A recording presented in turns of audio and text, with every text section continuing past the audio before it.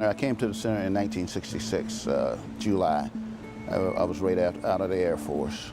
I worked in storage and transportation for approximately 3.5 years before being promoted to a mechanic up in installation services, where I've been ever since. I've come from a WG-10 up to where I am now. Right now I'm the division chief, and it's been quite a trip.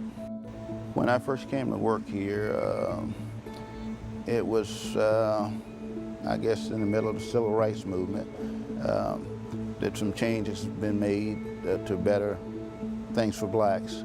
The bathrooms and the doors entering the bathrooms and all were painted, had been painted over, but you could still see the letters, white only, and colored was on the doors. And that, like I said, it had been painted over, but you could still see it. And that remained a good while. And the washrooms, a lot of the blacks would gather in the washroom to heat their dinners up, and they would eat there. Now this was during the night shift. I worked on the night shift. So I had very little contact with people in the daytime anyway. But the blacks ate in the washrooms, and the whites ate in the teepees, or the offices with the supervisors. We had little stoves in there, little heaters in the washroom. You remember, well, I know you don't remember, but we had, most of the stuff was fired by coal. We had coal furnaces. And these teepees, big building down here on the end of the depot here was a boiler room. We had boiler rooms like. And that's how we heated the buildings.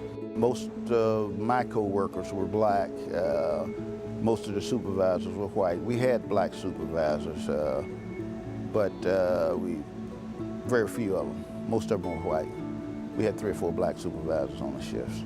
During that time, we had everything over in the warehouse that military men could use. We had uniforms, socks, shoes, boots, gloves, Class A uniforms. We had the subsistence. We had all types of food. We didn't have any ammunition over there that I know of, but we had just about everything else. During that time, the Vietnam War was going on. We had body bags, we had caskets, we had all type uniforms, we had blankets, anything a military man would need. It right down to the subsistence, the K rations, and the whole 9 yards. We were receiving and shipping out goods from here. Goods would come in on rails. We had box cars of soap, textiles, tent poles, tents,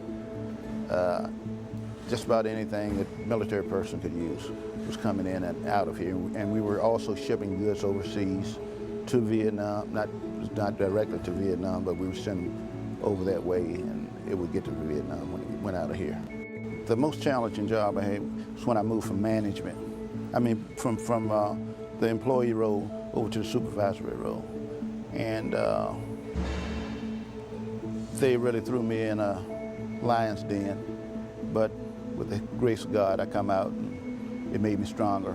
The people hadn't had supervision for 2.5 years, and I had to go in and tell them that what you're doing is wrong. You got to do it this way, and there was a whole lot of resentment, but it just made me stronger. Well, when I first got here, the atmosphere, everybody was real tight knit, close together.